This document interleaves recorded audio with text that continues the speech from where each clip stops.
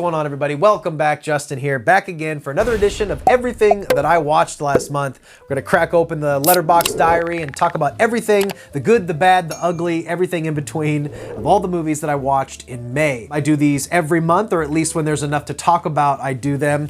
We got a good mix of stuff here, all kinds of different genres spanning 80s, 2000s, some newer titles in here. I've done reviews for quite a bit of these too, so on those ones I won't talk about as long. I will link all of those reviews down below. So Pete, with your permission, I'd like to proceed with everything that I watched in May.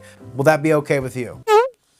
And he doesn't give a shit. Let's kick it off going back to May the 5th. And I watched The Batman. I did drop a full review / rant about this movie. This movie really disappointed me, honestly. I was really looking forward to The Batman because I don't look forward to a lot of these superhero movies. I'm not a Marvel fan. No knock on anybody is. It's just not what I generally get into. But I was looking forward to Batman because it looked like it was going to harken back to that late 90s, 2000s kind of David Fincher police noir aspect. And in some aspects it did, but it almost took it to like another level that was almost too dry. I just found myself pretty bored and uninterested most of the time. What the movie lacked in story could have been made up with just badass shit to look at as far as visual style and all the things with Gotham City, but even that was so subdued. Everything was just played so dark and so serious and so moody. I just tuned out. I gave it 2 stars. I guess that officially makes me a hater. I don't know. You can check out my review down below. I didn't hate the movie. It's not the worst movie I've ever seen, but it's just, I don't know, it didn't really do it for me. Next up, The Northman, which was in fact my most anticipated movie of 2022. It's been weird approaching this review. I haven't done a review for it yet because I feel like I put this movie on such a pedestal that like I'm afraid to review it now. I did love the movie. It was different than I was expecting. I'll say that. I'm not going to spoil anything good or bad. It was definitely different than what I was expecting.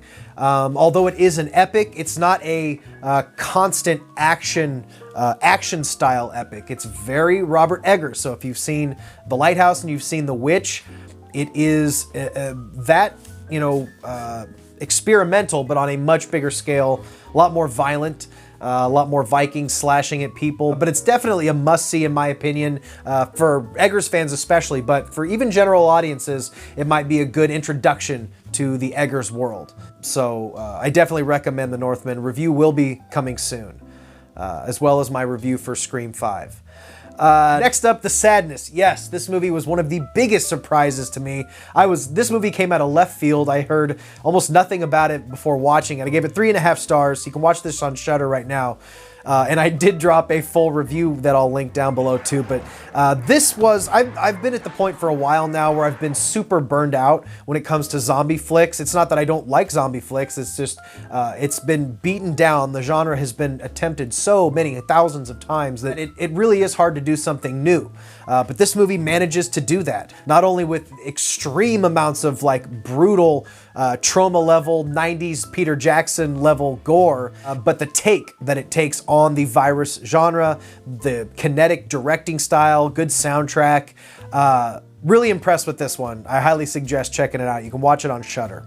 Next up, a movie that was not good, Tamra from 2005. I checked this out on Tubi. There's lots of little, I was gonna say hidden gems. I don't know if this is a hidden gem. It's definitely been hidden for a reason. Tamra, an unattractive girl, side note here, the most unattractive girl I've ever seen in my life. An unattractive girl is picked on by her peers, returns after death as a sexy seductress to enact revenge. Classic revenge, just your classic rise out of the grave, kill the people who fucked you over type of movie. For Tamra, it almost hits so bad it's good, but it's just below the line, so it's worth a one-time watch. It's not gonna be your next The Room or Troll 2, so bad it's good classic.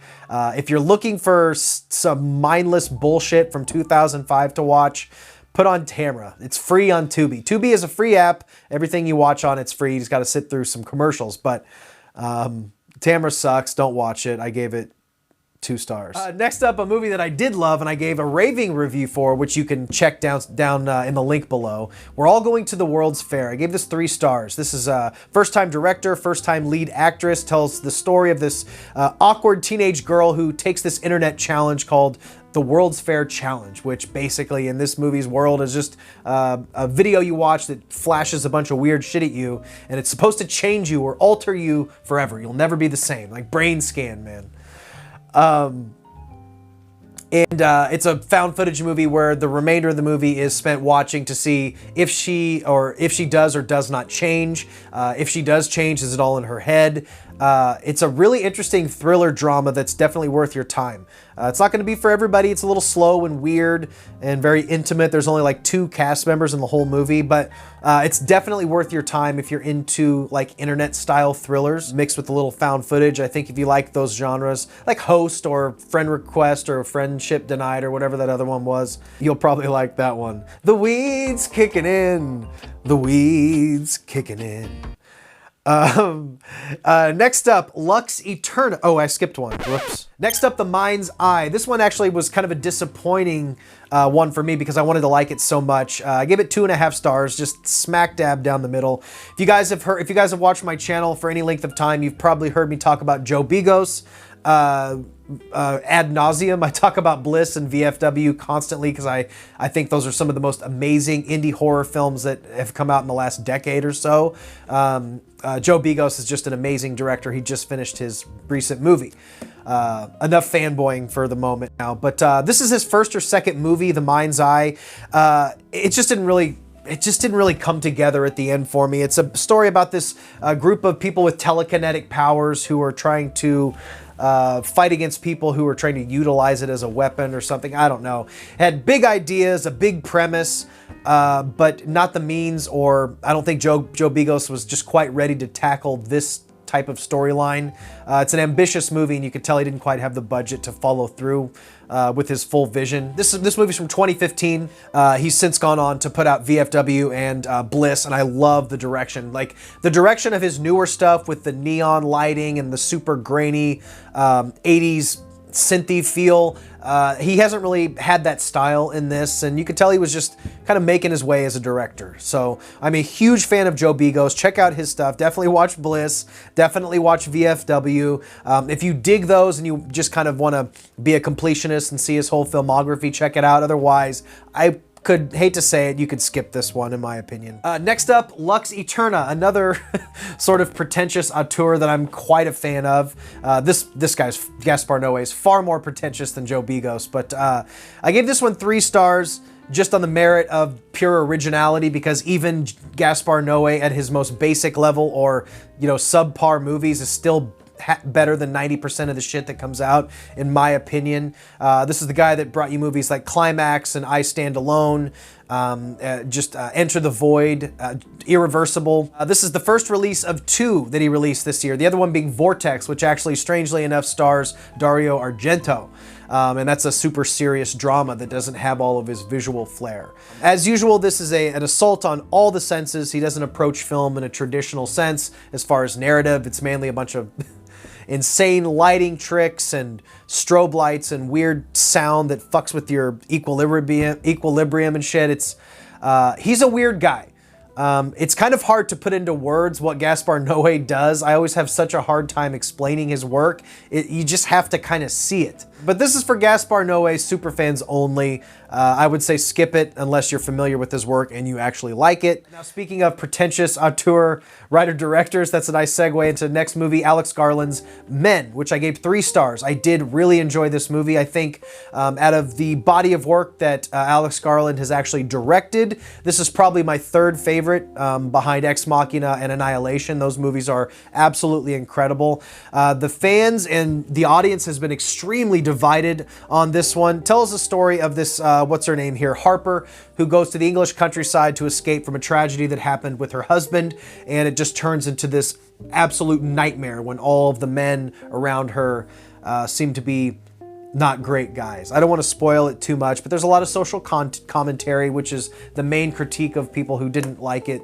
A little heavy-handed with his message here, but I really I really liked the movie. I didn't have the issues with it that a lot of people did, but hey man, we all interpret movies differently. It gets super weird at the end with some crazy body horror that you're probably not going to be ready for. I would say if you're into super weird indie films, if you're a big A24 person, you will dig this. Outside of the like hyper A24 fan people, you might want to skip this one. I don't think it's going to be for everyone.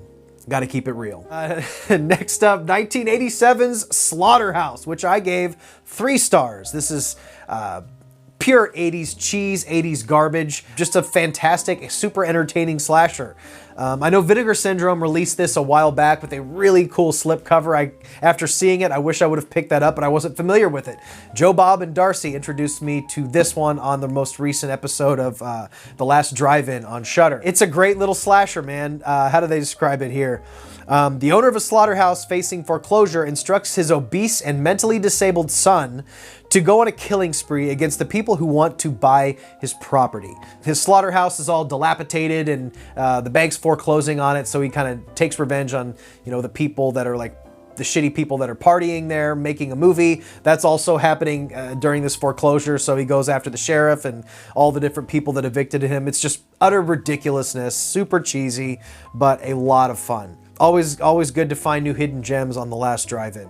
The final movie of the month, Citizen Toxie, The Toxic Avenger 4. Now, I am an unapologetically massive fan of trauma films, particularly the films that Lloyd Kaufman directs. I just love his ridiculous, absurd movies. They're basically live-action gore cartoons, and they're incredible. But when it comes to Citizen Toxie, this is easily the worst in the series. I had never seen it. I hear a lot of fans, big Toxic Avenger fans who like the whole franchise, a lot will say this is the best one. And although I think it has great gore and there's some amazing death scenes in this, it's easily the worst Toxie has ever looked. It looks like a subpar Walmart Toxic Avenger mask that they just slid on. You can see his eyes and his mouth behind the mask at some points in the movie.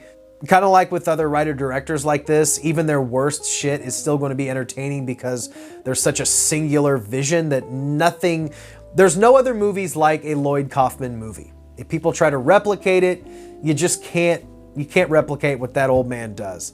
And God bless him. So we're going to end this month on Citizen Toxie, The Toxic Avenger Part 4, as the weeds kicking in.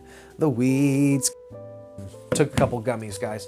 All right, guys, thank you so much for tuning in. I do these videos every month. I've been dropping tons of videos. I just dropped my most recent news recap video. I'm dropping those recently every Monday. Eventually, I want to get those fuckers out on Sunday. I can just never get them done in time.